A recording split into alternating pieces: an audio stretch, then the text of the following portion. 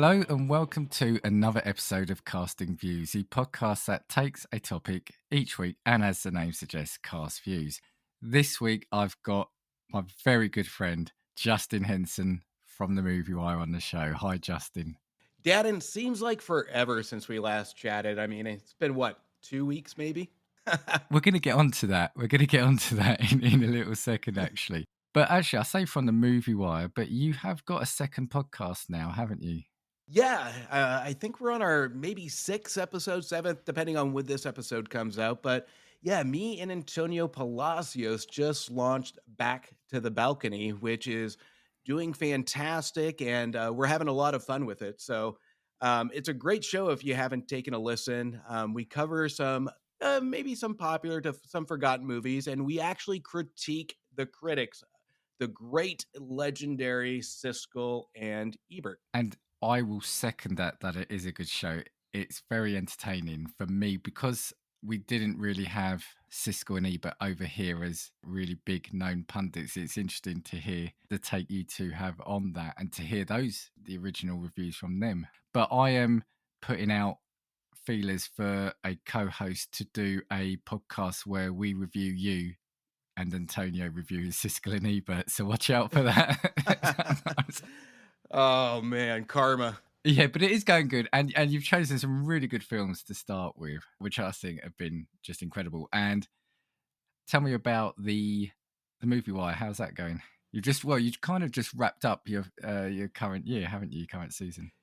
Yeah, so I try and prolong about a month after closing of the year to kind of ensure I see all the movies that finished up 2023. So, and officially everything on the Oscar list, I've officially viewed, and I released my top 10 list, which again, it's a little bit different than what you see a lot of these social media top 10 lists, a lot of these critic top 10 lists.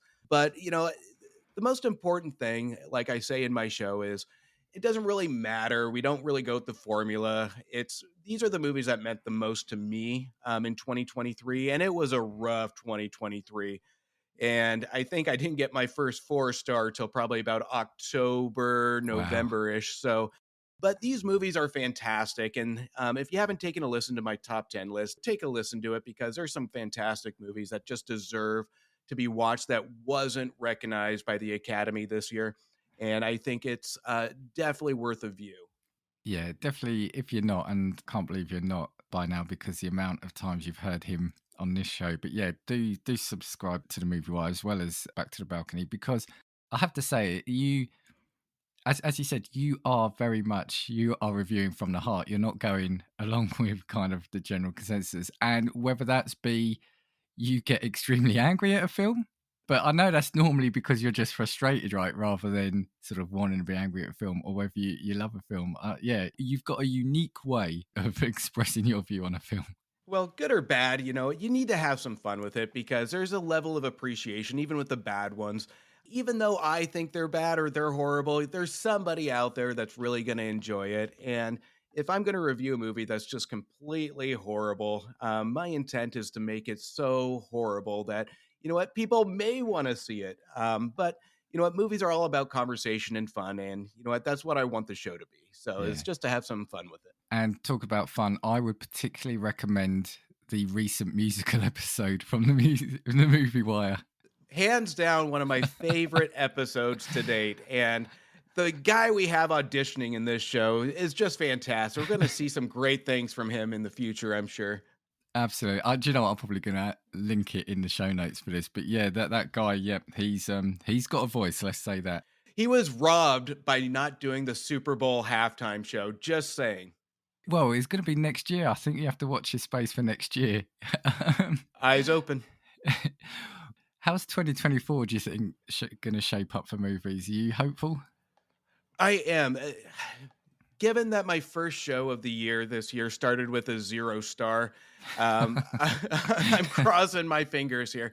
But there's some fantastic potential this year. I mean, we have Ghostbusters coming out. We got Deadpool. There's a lot on the roster to set us up not only for a fantastic summer, but a good back half of the year. So I'm really potential. And we'll usually see this one on, one off. Last year was a complete one off. So I'm really hopeful that this year is just going to blow me away. Fingers crossed, fingers crossed. And yeah, you are vying to be the busiest person in podcasting as well, because I've technically snapped you up as well. So as of recording yesterday, our first, well, the pilot episode of our pilot episodes have gone out, and I've had some good comments on that. So if you haven't heard it yet, when this goes out, it's probably 2 weeks ago. Yeah, you and I are going to take a look at pilot episodes of specific shows and yeah, kind of not necessarily review them, but have a look back at them and see how they fared and how they fit in with the rest of the series. And yeah, I think we've got that's quite potentially some interesting things we can look at with that. Yeah, I mean, the Frasier episode we just released, I think one, the conversation with you is always fantastic, but the topic here, it's something that it's not often that we get a show that we can kind of go down memory lane from a show from the 90s and just kind of revisit and have some fun with it. And then just relate it to something current. So, I mean, if we're going to have a lot of these rebooted shows from the past, it's a great opportunity to have some great conversation around it. And again, kind of even like my show, go back and revisit the original. So, and I hope that if we have the new Frasier seasons coming out, people will revisit the original show. And I think, again, that's the most important piece of it is to revisit the past to see where it all began. And then, of course, listening to pilot views, right? Yeah, yeah, absolutely. And yeah, next episode is to be recorded soon. So I'm gonna look to do one a month. So yep, you've signed that contract. Remember when sent you that piece of paper and I said, could I have your autograph? You didn't read properly. Right. So That's why you gave me 4 shots. yeah, yeah. Okay, look, let's get into it. But before we do, we'll hear from my friends, actually, my co-hosts over at the Just Football podcast. So yeah, if you're after a weekly look at all things football, check this out. Welcome to Just Football, a football podcast which aims to be your one-stop shop for all things on the beautiful game. Each episode will take a look at different features and aspects of the sport. From analysing the latest results, to reviewing upcoming key fixtures, to what's going on in the news. There'll even be some quizzes and games to test ourselves. And you. We also aim to bring you analysis of breaking events and biographies of teams, from the Champions League to non-league. No filler, no time wasting, just football. Right, so we're back. So Justin, I got you on this episode because I think this is another one I think really suits you, your personality, how I know you. Basically, it's having a look at record breakers. So I did do an episode very early on, but it's one of the ones I've archived off because when I went back, I thought, oh, the audio sounds a little bit rough on that. But I thought this is one of the subjects anyway where I think there's still mileage in it, and we could do this every year, I think. But I thought, who better to get on to talk about records than you? But before I do, I think this episode here that we're recording, I'm wondering if it can qualify for a record because we've tried to record this for about 4 weeks now, haven't we? 1 week after another. You just name the things that have happened trying to get this episode recorded. You know what? I think we're going to make it this time, Dan. I think we will do it. It feels good so far. So the first week we sat down, I had technical issues. I think that's all we could say on that. We tried to record about 5 times. It wasn't happening. And I was fuming that night. I tend not to get that angry, but I was fuming. Then the next week, I fell ill. Then you fell ill. But we're all back, right? We're all good. We're all good. We're here. We're 9 minutes in. Well, this will give away how much I've cut out in the editing, but we're 9 minutes in. Good. So, world records, are they something that you were ever interested in growing up? Because I'll be honest, from my side, I used to be fascinated with world records when I was a kid. Yeah, I mean, as a kid, we had those Guinness Book of World Record books at the schools, and us and a bunch of buddies would kind of flip through and find the most interesting ones. But it's one of those for me. I thought they were interesting, but I had no interest in even attempting to break any records because a lot of these record breaking topics, they were, even as a kid, I thought they were a little ludicrous. But there is a level of respect as an adult that I have to really see these people set a goal and succeed at it. And everybody goes for that Guinness Book of World Record plaque that they want to hang up. No matter how ludicrous the goal is to break these records, there is a level of respect I have for these people that seek out, train, and set their minds to dedicating their lives to actually break these records. Well, it's something I was going to ask you at the end. So have this in the back of your mind. I was going to ask you if there were any record attempts you think you would go for. So yeah, we'll come back to that. We'll come back. I will be breaking a record on this show today. Oh no! I always love having you on, and I'm always really worried about having you on at the same time.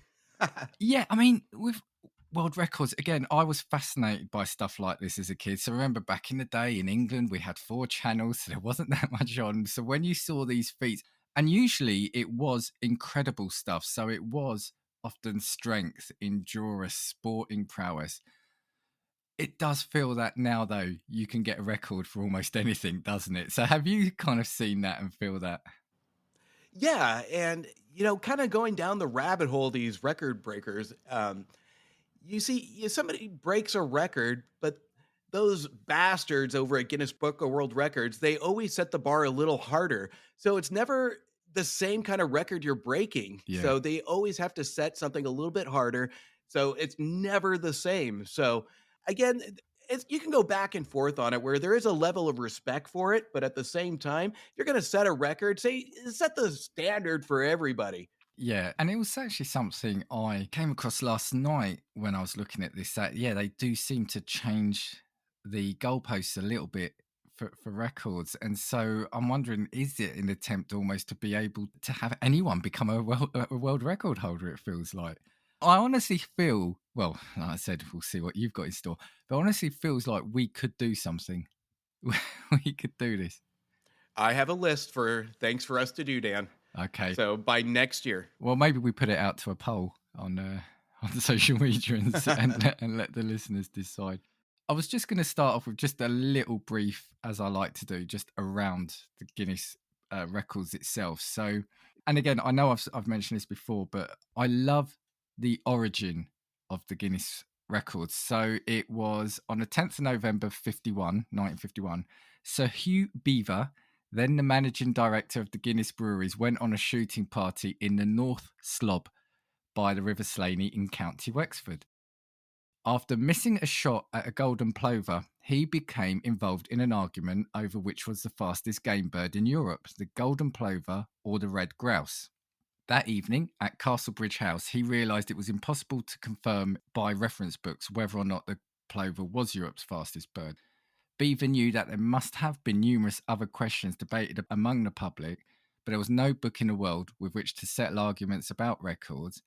He then realised that a book supplying the answers might prove successful. So it all comes down to a group getting drunk in a pub, arguing over what was the answer to this question. Some of the greatest origin stories in the world history started with guns and booze. I swear. Yeah. And an argument, and somebody who always knows right or always knows best, right? And then when I was looking at this, and this kind of goes to show, so competitions obviously did range from initially, we said, like the feat of strength and endurance, such as Olympic weightlifting, to, the random ones like the longest egg tossing distance or the longest time spent playing Grand Theft Auto 4. Or the number of hot dogs that can be consumed in 3 minutes. So these are the kind of things now that people are doing.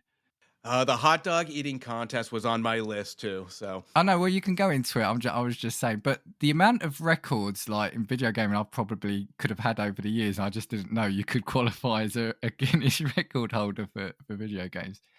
Just one final bit. So I looked at the GuinnessWorldRecords.com. So if you're interested in seeing the randomness there, yeah, I'd recommend that GuinnessWorldRecords.com.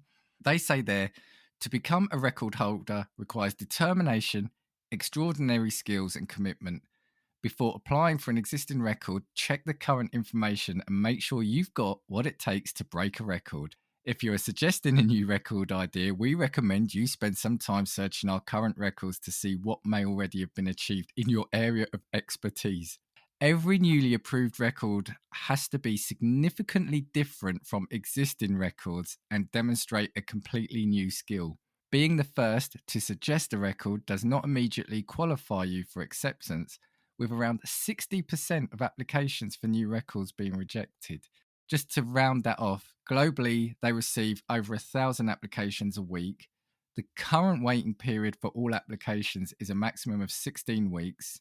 Our current time for reviewing evidence for attempted records is 16 weeks, and our current waiting time for answering online correspondence is a maximum of 2 weeks. So you've got a bit of time ahead of you.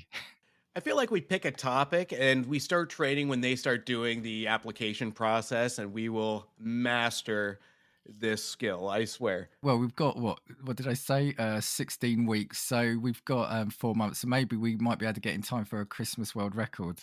Ooh, I got a world record for us for that theme's Christmas too. The stars are aligned here, Dan. Justin and Dan, world record breakers. Now, before I hand over to you for your first one, I do love the way they describe that, because I mean, having a bit of a laugh, but I guess if you are dedicating yourself to something, I guess you got to call it expertise and skill, right? Yeah, I mean, skill is kind of like, in this kind of aspect, a really vague term, because there's records like pushing an orange with your nose down the road. I mean, anybody can call something a skill. And this is kind of the danger, but the fun of it too, is what defines a skill, what defines a talent. So some of the Guinness Book of World Records, it almost seems like with this application process that it almost whittles away some of the actual real skill, or the ones that really trained for years to really kind of accomplish something. And then you have the random one, like I said, of an orange being pushed a mile down the road the fastest. And then it kind of almost takes away from those that trained for years and years. On the first one, I'm probably going to give in here in a second, of some real danger or skill. Well, yeah, that pushing an orange with a nose, too physical for me. And last thing, if you are listening and you are a record holder or have been a record holder, absolutely, joking aside, please do get in touch, because I am, like I said, I've been fascinated by this as a kid. I used to love getting the books. We used to have the TV program on, and I just think the whole idea of record breaking is brilliant. So yeah, if you have, or you know anyone, or you've been a record breaker, get in touch. So without further ado, Justin, go ahead. So the first one, I'm going to start really mild here, Dan, because I know I make you nervous from time to time. But this one is kind of where we go into that danger and skill. And I like how the Guinness Book of World Records frames this one. It's just in the title that I found humorous. The longest time a breath was held voluntarily. yeah, that title. So I'm glad we got some clarification. Yeah. So in 2021, and forgive the name pronunciation, but Krodian Budimir Sabat voluntarily held his breath for an astonishing 24 minutes, 37 seconds. So, and mind you, voluntarily. So this one actually has that little bit of danger element of how, and this Yeah. one is really intriguing on how this is accomplished, because I'm not a respiratory expert. I'm not sure. But you know what? If I'm holding my breath for more than 30 seconds, I feel like I'm going to pass out and die. So now the skill and trick to this one is intriguing to me, because obviously the human body by itself cannot go without oxygen for 24 minutes. So the strategy here that Sobat used was using medical pure oxygen to saturate his entire body, along with breathing exercises to train his brain to take in the oxygen that's already built into his body, to prolong the brain going out without any oxygen. So this one actually took a little bit of research, some skill, and a lot of dedication, because you can't just walk into a pool, say, I'm going to hold my breath for almost a half hour and expect it to happen. There's some work that put into this one. And honestly, just thinking about it almost sends a shiver down my spine, because one of my biggest fear is not being able to breathe. Yeah. So yeah. this one actually triggers me a little bit, but at the same time, I applaud the skill and the dedication to this one. That's incredible, because yeah, I mean, you said hold your breath for 30 seconds. I reckon I could just about do 10 seconds. I mean, and then I'm starting to turn purple and keeling over. I mean, how do you do that? 24 minutes is just Yeah, half an hour almost. It's astonishing, really, isn't it? Yeah, and this is where the training process really goes into key. And it's still, when I look at it, I'm still unsure of how the whole process works, especially with saturating your body with pure oxygen. I don't even know what that process looks like. And I don't even know how you would train your body to do that. Yeah. So it's almost like your body almost would have a natural instinct to want to gasp for air. So you would have to be really skilled and really laser focused on how to control your body to really prolong that 24 minutes. Yeah, you see that ones like that I like because okay, this person has trained and anyone in theory you could train. I'm not saying you could do it, but you could train. But you couldn't just rock up to an attempt to hold your breath for 24 minutes and get anywhere near it. Whereas some of the ones I might have, I might have a chance of almost getting there. But that, yeah, you couldn't just rock up and say, all right, yeah, I'll have a go at the holding my breath competition. I think we should do a competition to just see who can last more than 30 seconds when it comes to holding our breath. Dan. No, I don't know. I'll give you the record now. I'm not going to do Yes. it. And because, like you said, sometimes when you're short of breath, yeah, it does panic me. If I've had like an chest infection or something, and yeah, I'd probably think, what if you don't start? You've held it for 24 minutes. What if you don't start again? What have you forgotten? Well, at that point, when you're like trying to control your body or you have a lack of oxygen, that's the whole thing is what if your body just forgets? What if you've trained your body to not take in that oxygen and you just don't breathe again? So, Yeah, I mean, there had to be some danger. There had to have been some mishaps during this process where there had to be a panic. There had to be a challenge in the middle of this training to almost have that risk, almost that danger element to it, because even with a year, 2, 3, 4 years of training, you can't tell me that there wasn't an element of panic or failure, if you will, during this. So, and that's where the dedication comes in. So, my hat's off to this guy. yeah, absolutely. Because he's trained the way his body works. So that's dedication.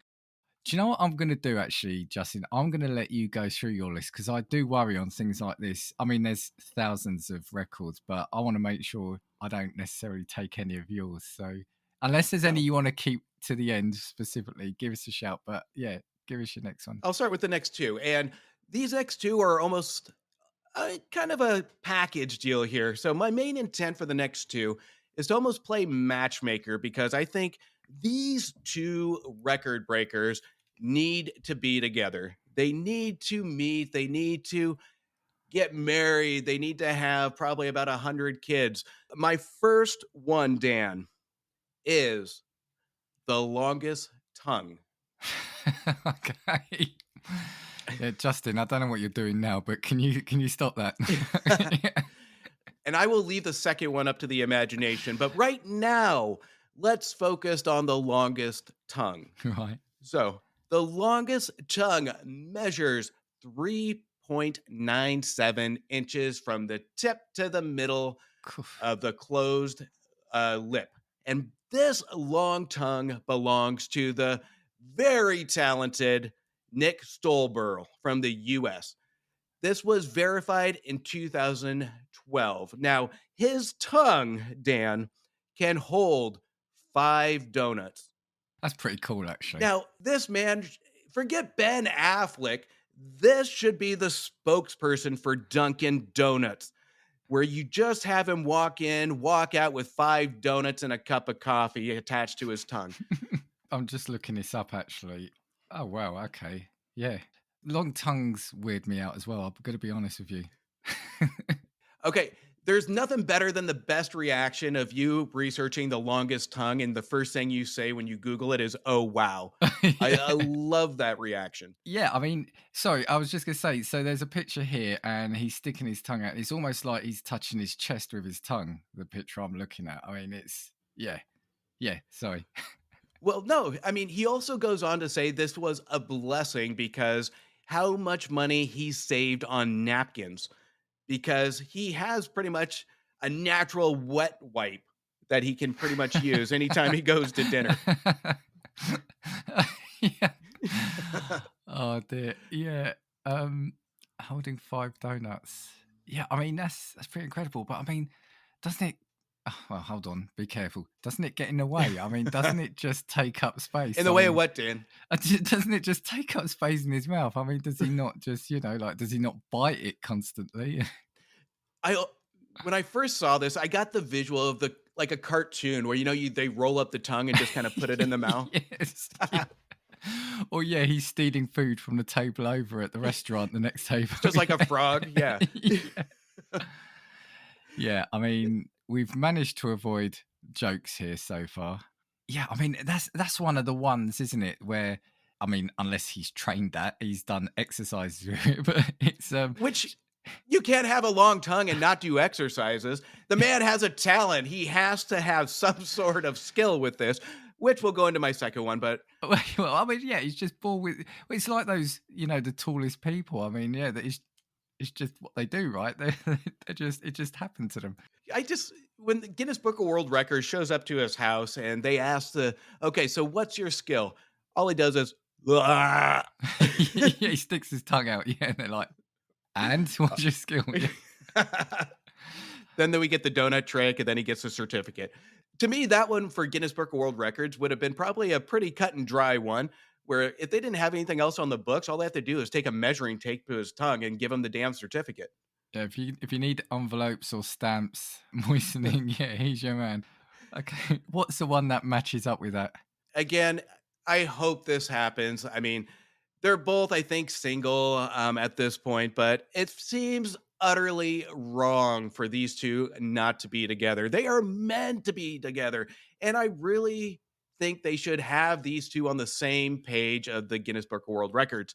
So, next one is the Guinness Book of World Records for the biggest mouth. Okay, all right, I'll get my phone ready. When you Google this, it is frightening. And I'm going to wait to see you tilt your head because I know that was my first reaction. Samantha Remsdale, who captured a huge audience on TikTok for her larger than life mouth, which now holds the Guinness Book of World Records at a whopping 2.56 inches. Wow. Okay. Yeah, well, there's a couple of pictures that, yeah, wow, okay. Wow, sorry, as I'm scrolling, it's actually, there's one with an apple. You can't tell me with the longest tongue, the biggest mouth, these two should not be together. This is a match made in heaven. Oh, this is almost like yelling into the Grand Canyon. I can't tell you how that's some of these pictures are so bizarre. Oh, wow. Now we know what he can do with the 5 donuts. Yeah. Yeah, I mean, well, between the two of them, they could pretty much walk out with a whole pack of, like a box of donuts between them, right? Get a baker's dozen between 2 mouths. Oh, that's incredible. I mean, but fair play to them turning what potentially, you do wonder if at school maybe they got a little bit of ribbing about, some of these, especially, I mean, no, because when she, you can't help it. When she's smiling, that mouth is almost like it's almost like the whole width of the face, isn't it? No, and you bring up a good point here because here's what's unfair with society today, Dan, is we take a man with the world's biggest tongue and he speaks nothing of criticism as youth. He was never really made fun of. But then we take Samantha Remsdale, who has the world's biggest mouth. And this is what is kind of unfortunate is she was picked on as a kid, being called big bass mouth or big ass mouth, whatever it may be. So, but when we get to the adult age, everybody gets the same reaction of, wow. Yeah. So, yeah. And I think she makes now, I think, $13,000 per TikTok video, utilizing incredible. her talent, which is incredible. Yeah. And you know what? But joking aside, this is one of those stories that I think you have a body that has a unique kind of talent, I would say, or uniqueness to it. and you capitalize on it, and you take a negative and turn it into a positive, which is an amazing feat to do. And I think it's also a little bit brave, because when you go from youth, and kids can be so cruel, Yeah, yeah. and a lot of people grow up with this and sometimes never let it go. And she went and she just said, you know what, I'm going to do this. And she did it. And it's a huge success. So I think there's a level of respect for it. And I think Absolutely. in the bravery aspect of it, even though I'm going to laugh about it and make fun of the two together as a perfect match. And if they want to come on the show, and we'll pay for the date, Dan, how about that? Yeah. Well, steady on, steady on.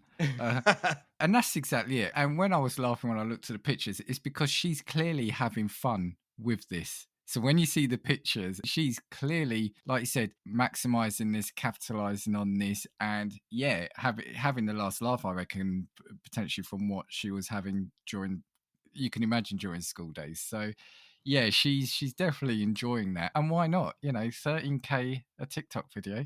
Yeah, I mean, good for her on it. So I really, really hope that she finds happiness in the world's greatest tongue eventually. Yeah, and if she's listening, look, you're making 13K a TikTok video. I'm not getting anything for this, so I won't be paying for the date. Just putting it out there. This isn't a binding contract. Justin, you always get me in trouble. The dinner could just be like lollipops or something like that. We can just have lollipops. Well, We can there you have go. Yeah, and if you want to get in touch with the show, it was Samantha, wasn't it? Yeah, if you want to get in touch with us here, Samantha, yeah, do drop me a line. Right, I am going to jump in here now. I'm going to do one, but I've got a group that all belong to a British woman, and they're eating. So I don't know, did you have this one or?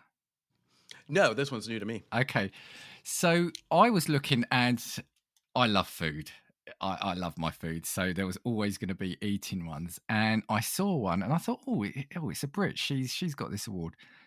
Then when I was looking, her face kept popping up over and over again, and she has got a whole batch of records. She seems to be like a competitive. Well, I wouldn't even see like competitive eater, but like record-breaking eater. So she is, and I don't know how to pronounce this, but Leah Shutkever.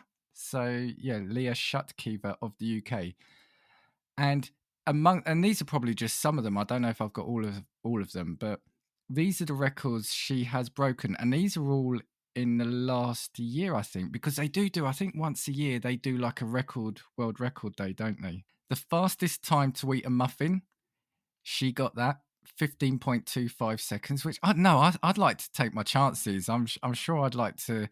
Reckon I could have a go at that. I mean, I don't know the size of the muffin, but I reckon I could. Yeah, I'd definitely have a go at that. This one here, the fastest time to eat a muffin with no hands, 21.95 seconds. She got that, and that was actually that was 2019. The fastest time to eat a bowl of pasta, 17.03 seconds. This one I don't know if you have in the States. Do you have something called a chocolate orange? Yeah, we've had those. I think they're more seasonal though. Yeah, I mean here you have them more at Christmas time, but yeah, they are year round. So it is a chocolate orange basically in segments, and I love them. But yeah, the fastest time to eat a chocolate orange, 57.14 seconds. The fastest time to eat a head of lettuce, 46.53 seconds. The fastest time to eat a cucumber, 27.16 seconds. And the most vegan nuggets eaten in 1 minute, 350 grams. So she's got all those. So she's got all those attributed to her. I feel like most of these records could have been broken by Samantha Rendell. Yeah, yeah, actually. Yeah, one bite, done. Yeah. That's interesting. Like, this is where I think I would be curious on the regulations of Guinness Book on how big it has to be. Does it give any details on that? Like the muffin, like to me, the muffin seems like that's a long time for a muffin. Do you know what? I didn't. I might try and see if I can find it during this. But yeah, there's got to be. And to be fair, I think I did look last night as well. I did want to say at the start, there are lots of record attempts that they won't even consider initially, like if there's too much danger. Like I think anything with alcohol they won't. So I'm guessing some of yours might be out then. Your attempts. That's a shame. I'm gonna guess that there is some sort of stipulation. I do wonder if these happen on one of these days that they're all going to be the same. But yeah, I will try find one.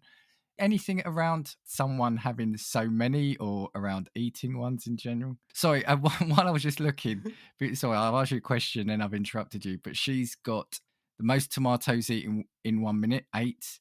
Most spring rolls eaten in 1 minute, 303 grams. Fastest time to eat 3 mince pies. Fastest time to eat 3 pickled eggs. Most gherkins or pickles eaten in 1 minute. Most marshmallows eaten in 1 minute. Most sausages eaten in 1 minute. Most people eat, as she took part in most people eating a fish and chip dinner. This one, can this be good for you? Most sausages swallowed whole in 1 minute is 12. It's so good for you, Dan. Yeah. Most chocolate truffles eaten in 1 minute with no hands. Fastest time to eat 500 grams of mozzarella. Fastest time to eat a hot dog with no hands. And that's just page 1. I mean, this woman has got an incredible amount of world records. I just have a visual of her running down downtown Disney, grabbing shit off of people's plates and shoving it in her mouth. This is the most random set of foods I have ever heard. You have marshmallows, you have spring rolls.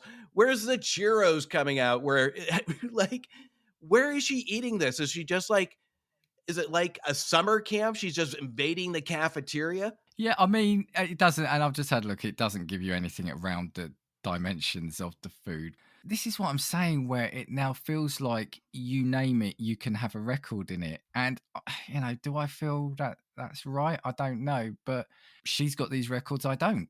Sorry, I've gone on to page 2 now. Most hot cross buns eaten in 3 minutes. And it's a random timing, isn't it? 1 minute, 3 minutes. Most jam donuts eaten in 3 minutes. Most chicken nuggets eaten in 1 minute.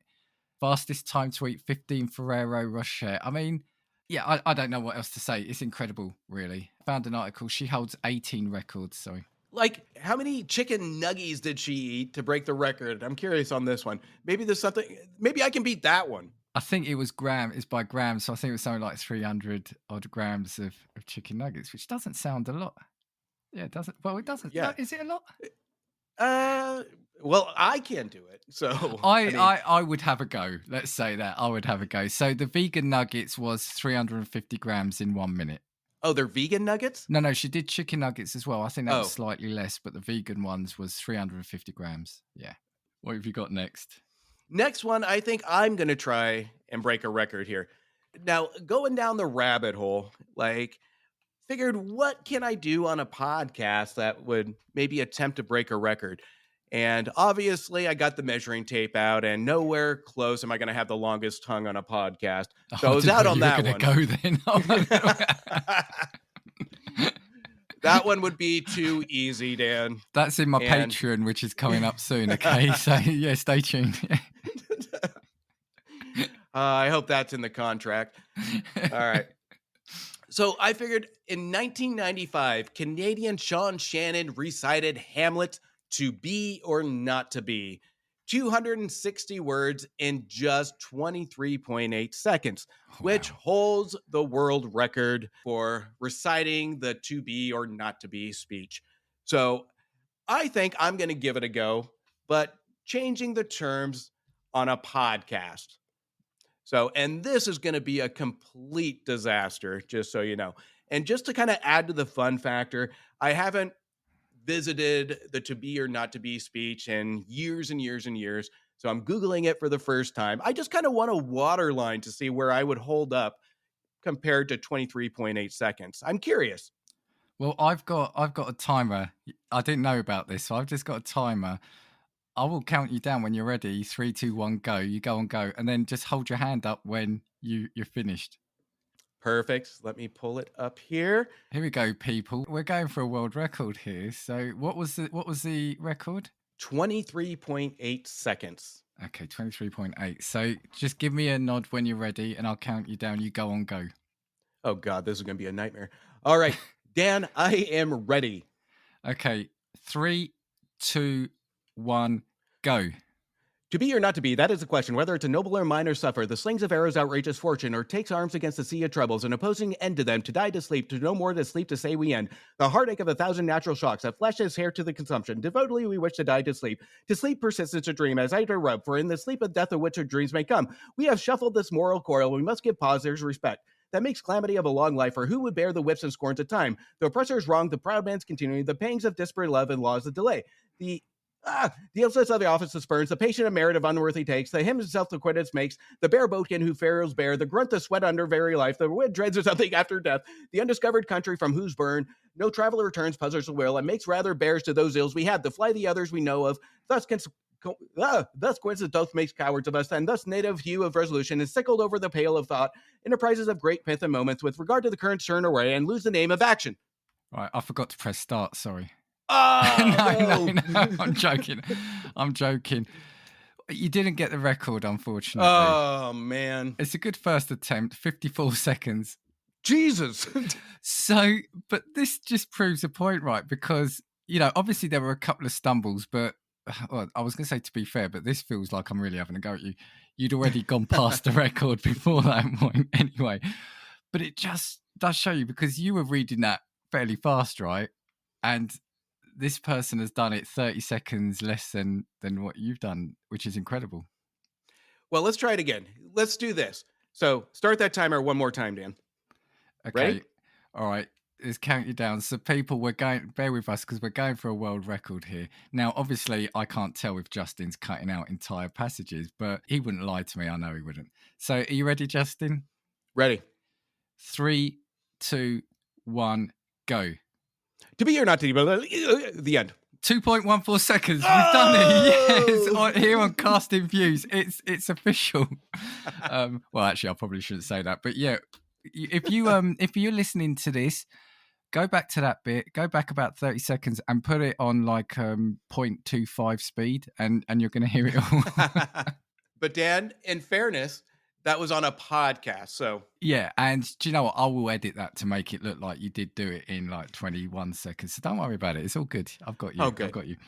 But I did used to love seeing people like that. There were those people that could read a book in allegedly like 5 seconds, and then you could be quizzed on it. And the people that could recite entire passages really quickly. And it's those sort of ones, because how do you judge that as well? Like I said, to be honest, you were saying extremely fast, and you just about follow what you were saying.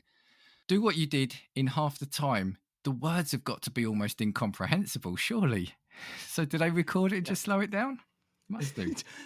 Yeah, and I wish I looked for the video of this. I looked for how the standards must be for this, because whoever broke this record and the judges that actually judged it, they would have, and again, this could have been skill. I haven't seen the actual video, but this would have had to be some skill to practice each pronunciation, each articulation. So it had to be comprehensible to really be included in the Guinness Book of World Records. So to a level, if I were to assume, this would have been a very impressive feat to accomplish.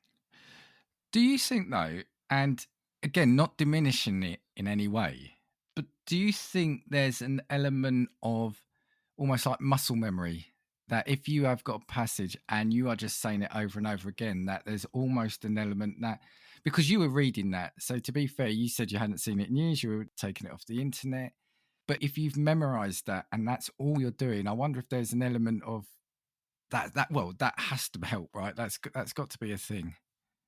Yeah, and you make a good point, because even years and years ago, when I used to play a couple musical instruments, and I think some people who play might actually be accustomed to this too, where you take a sheet of music and you just overall play it. You play individual solos and you memorize it, where it just becomes a second language and your fingers just kind of do the work on reciting that music. So, and I think the human body, we're so accustomed to our words that to an extent, that actually might be a little bit easier to have that muscle memory to recite those words. And again, it takes probably a lot of practice to kind of like when we talk about the breathing exercises from earlier. So that's just not something that happens overnight. But if we look at the water line, like I spoke to before this challenge, is if we're just shy of under a minute and I haven't looked at it, he did it in almost half the time. So there is a little bit of realism there to train your body to make that happen. So if I set goals to say I can, in the next 2 years, articulate and cut that in half the time to around 23, 24 seconds, I think that's a doable goal. So let's come back in what, 6 months? Uh,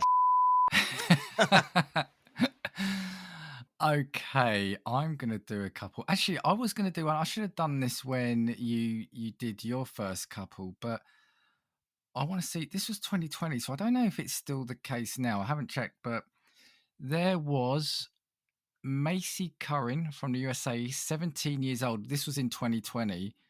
Had the Guinness title for having the world's longest legs, and her left leg measures 135.267 centimeters, while her right leg measures 134.3 centimeters. She is 6'10" tall, but her legs make up 60% of her total height. When you see the pictures, it looks like it's taken from like a weird angle. It's just, again, these people that, and again, you can imagine at 17 years old, 6'10", right? She's going to have had a lot of comments thrown at her, jokes and potentially unkind words. But yeah, she's now a record holder. Looking at pictures, that is actually pretty impressive. So, wow. So this was 3 years ago. She won the record. 20 now, and I don't know how tall she is now, but yeah, 6'10" tall. And just think of that. Yeah, I mean, I don't know actually. Saying that, I don't know what percentage a person's legs are of their entire body, but can't imagine there'd be 60%. Like, she would be phenomenal in track. Did she play any sports or anything like that? Do you know, I don't know again, because the one thing is, yeah, I didn't look people up, but on the actual record site, you don't get too much detail in and around it. I've got some more eating ones that I wanted to come back to. I just felt I had to say that one. Do you mind if I just rattle through a few? Oh, yeah, go right ahead. And I do want to say, with some of these, Casting Views does not recommend doing any of these necessarily. So but they are world records, but I'm not condoning anyone attempt these. So you've got the fastest time to eat 3 Carolina Reaper chilies is 8.72 seconds. This attempt was solely a personal endeavor to achieve another Guinness World Record title alongside, so this guy, Greg Foster of San Diego, he had already got a record for the most Carolina Reaper chilies eaten in 1 minute, which was 120 grams of them, which, yeah, I'm not doing. Noodles, the most photo, and this is what I'm saying about anything you can think of, the most photo of people eating noodles uploaded to Facebook in 1 hour. That's the record. So I'll say it again. The most photos of people eating noodles uploaded to Facebook in 1 hour is 2,894. That is so stupid. Yeah, it was done to celebrate 10 years of a noodle company. This one, I actually, while you were saying your last one, I actually had to look it up to make sure I hadn't written this down in a fever dream, because I still can't believe this is an actual thing. The fastest time to eat 20 lit birthday candles. And it is a record. Again, I don't recommend it. So again, the fastest time to eat 20 lit birthday candles is 1 minute 12 seconds and was achieved by Chris Shu of the USA. He set that in Los Angeles in 2012. I can't believe that that's a record. Yeah, I mean, that says it all. I don't even know what to say to that. Like, I don't know. I would have loved to see somebody, when the judges got there, do one of those trick candles where they didn't flame out right when they put them in the mouth. Yeah. I mean, again, I wouldn't recommend this. And I've got one more. I think I remember seeing this guy on TV as a kid. This is a record for the strangest diet. Now, do you know what? I think these ones, because they're under my random one, might not be Guinness World Records, but I'm still going for these. No, actually, I think this one definitely wasn't. During his lifetime, Michel Lotito from France, known as Monsieur Mange Tout, ate metal and glass throughout his lifetime. Beginning in 1959, Gastroenterologists x-rayed his stomach and described his ability to consume 900 grams, which is 2 pounds of metal per day, as unique. His diet from 1966. Now, he died of natural causes in 2007. Oh, bullshit. Yeah, but his diet since 1966 included 18 bicycles. That's 18 bicycles. 15 supermarket trolleys. 7 TV sets. 6 chandeliers. 2 beds. A pair of skis. A low-calorie Cessna light aircraft. Sorry, that's I don't know why that made me laugh there. A low-calorie Cessna light aircraft and a computer. He is said to have provided the only example of history of a coffin, handles and all, ending up inside of a person rather than a person inside the coffin. So incredible, huh? So 2 pieces of that. The first one, I'm pretty sure I heard you say low calorie. Yeah, that cracked me up. Cessna aircraft. Yeah. Low calorie aircraft. Got it. I think because it was a light aircraft. I think that's where they've made that awful Good. pun. Yeah. Good. Second, was there anybody in the coffin? Because it didn't clarify that. You caught me mid-drink. That was almost dangerous for my microphone. Yeah, that. Yeah, I mean, it goes without saying, don't try that at home. But yeah, I've got a feeling I saw this guy on TV as a kid. But yeah, I mean, they said natural causes, but come on, that can't be good There's for you. no way. That can't be good for you. No, I mean, especially with all the germs on the supermarket trolleys. Come on. I mean, Yeah. gross. And as long as he was eating the ones with the dodgy wheels, because they forever frustrate me. That's probably doing a service. But yeah, so let's have a look. So you've got 18 bikes, 15 supermarket trolleys. So that's 28. That's 33 things there. That's 7 TVs, 40, 6 chandeliers, 46, 2. But yeah, well, that's just too much. And the other issue I've got is, okay, it goes in one end. We know it has to come out the other end, right? I'm trying to be delicate. I'm trying to be delicate, but yeah, come on. Like, okay, I'm going to get really gross here for a second. But I'm going to be super vague. I can't be the only one to want to see the final result. Like, what is that? Don't roll your eyes at me, Dan. You know you thought of this. What would that look like?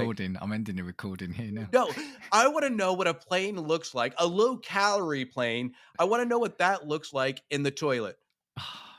Well, I feel sorry for the sewage system, the rest of that street he lived in. Yes. Oh, dear. Yeah, so that is, I think, for me, hands down, the oddest one I've got anyway. You think instead of plop plop, it went cling cling? Yeah, can you imagine that? No, can you not imagine that, please? Okay. What else have you got? So this one I found actually pretty interesting and almost painful. And this one I will behave, Dan. The longest attack of hiccups. Ooh. So hiccups, I can't stand hiccups. It Yeah. annoys me. They're the worst. But can you imagine? Charles Osborne started hiccuping in 1922 while attempting to weigh a hog before slaughtering it. I don't know why they put that detail in, but anyway. Yeah, it was a little bit, yeah.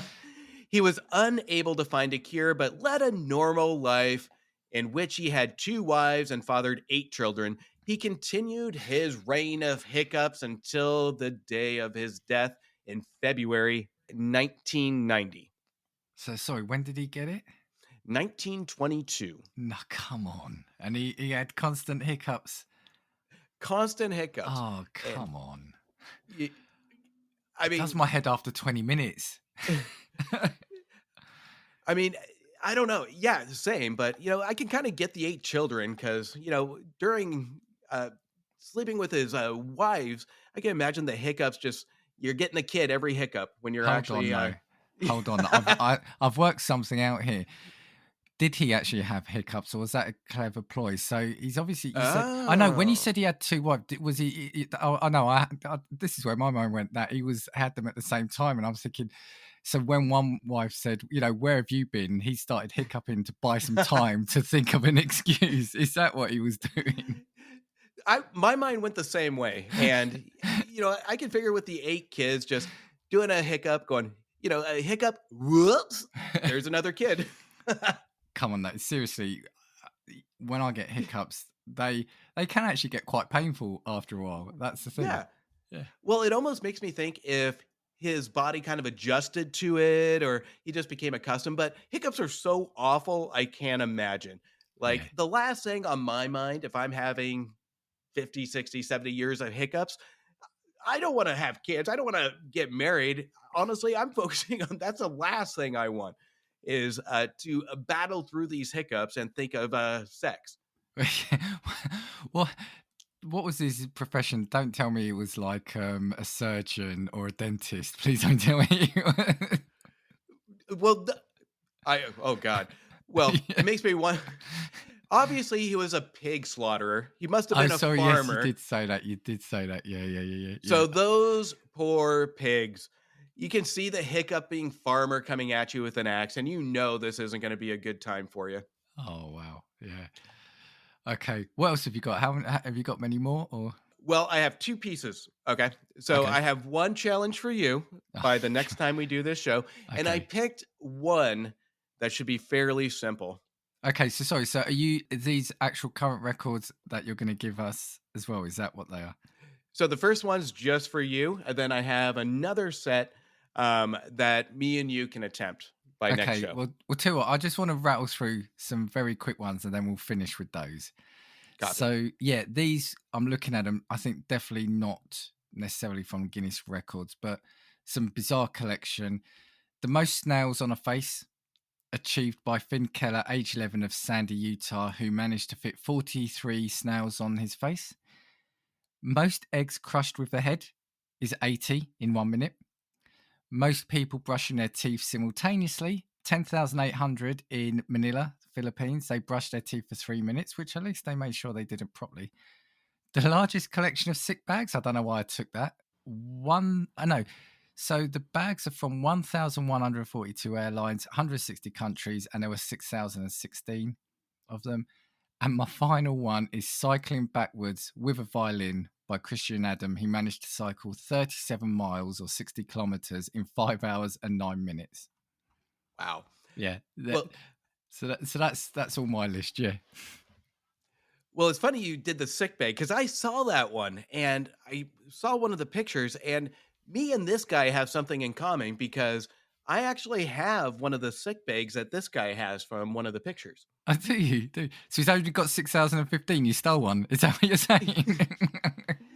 Well, this one's the most random one because years and years and years and years ago, I attended a movie, Spike and Mike's Sick and Twisted Film Festival of Animation, All and right, they were yeah. giving out barf bags because that was the whole marketing, that the movie was so gross and whatever. So they gave the audience barf bags, and it was gross, but not that much. But I still have that somewhere, so I have something in common with that guy. So Okay, it's a cool barf bag. So, but Dan, my challenge to you by next really, one. I'm really worried. Yeah, I mean, it's not that bad. Well, we're recording next week. Is it achievable in a week's time? Oh, 100%. You can do this today. Okay. And honestly, any listener that wants to take on this challenge and report back to Dan, not me, report back to Dan. The most feet and armpits sniffed. Yeah. It's about getting the people for that. I'm going to struggle to get the people. So do mine count? This one actually is pretty doable. 5,600 feet and armpits. 5,600. Yeah. I mean, come on. Go to an amusement park. Spend the day there. You got this. That should be easy. The feet one might be the challenge. So that's where you're going to have to take a visit to probably the beach during the summer. Actually, what constitutes a sniff, though, here? Because do you know what? The reason I ask is my wife and I were watching something on telly the other day, and it was the most hugs in a minute or something. And they were barely making contact. That's the thing. Do you know what I mean? This guy was basically, these people were just coming, he had his arms out and they were coming up to him, and it was almost more like chest bumping rather than hugging. So, yeah. Well, given that this is already a record, so they probably made some adjustments. So, Dan, you need that nose right up in there. I will So report we're back leaving to you. nothing to chances here. I So will report back. What was the other one? all right, so this one's going to be for us, Dan. I think we can absolutely do this. Is for both of us the fastest marathon dressed as an elf. We can do that by Christmas. So, Okay. or we can do, we talked about in the beginning, the fastest time to push an orange 1 mile with our noses. Oh, not with my back. I'm not going to be able to get that low. And the last one, Dan, I will leave this one up to you. I'll do the orange and everything else, but this one is more up your alley.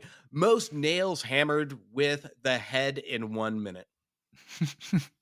I mean, I've got a hard head, some people say. Yeah, 20 nails is all you have to beat. Only. Do you know what I want to do? I actually think, joking aside, I think you and I, we link up in 6 months or something, and we try to do we practice and we come back on just to do like a 5-minute episode to do the to be or not to be challenge. I'm down for that. Let's do that. Let's if do you're it. listening and you want to take part, yeah, we'll set a date and yeah, just let us know and send it in. But yeah, I think we should do that. Winner takes all. I'm down. Busting out my tracksuit. I'm gonna be training, Dan. You don't know what you're in for. A Rocky montage of you holding Shakespeare books and things like that. Do you know what? And there was one thing I did want to say right at the start. Again, I completely forgot because it's the delay gave us a bit of time. I think I sent you a screenshot, but did you see the roller coaster ride that somebody had this week in attempting to break a world record? No. There was I believe it was a chap, spent 8 years building an Eiffel Tower made of matchsticks, only for Guinness to say he used the wrong type of matches and it didn't count. But then 2 days later, I've subsequently found 2 days later, they did relent and they've allowed it to happen. What it was he was taking matches and you had to cut the top off, you know, the bit that lights. And then he thought this is actually time consuming. So he wrote to a company online where they then supplied him matches without those bits. But apparently that was against the rules at the time. But yeah, he spent 8 years to be told no. That's horrible. At that point, that's the time I do believe in participation trophies. Give the man something. Yes. I think I'm going to try some of the eating ones. I think we should do. We should definitely try to do something. I think we should come back in 6 months' time and we should have a go at something. Did you have anything else, Justin, on this topic? I think I have exhausted my list, Dan. Well, hopefully, those of you listening, we've encouraged you or inspired you to think, right, what could I do to break a record? Please be safe. So, Justin, thank you as always. It's always a blast when you come on. Thank you again. You are the man who creates all my thumbnails and artwork, and I love each and every one. I don't know, I can't remember which episode. It might not have aired yet, but there was an episode I recorded where I said, as and when this podcast finishes, I want to stitch all your thumbnails together for me and have almost like a massive poster on my wall as a memory. So thank you for that. Do you want to tell people where they can find you, or if they want to drop you a line or anything?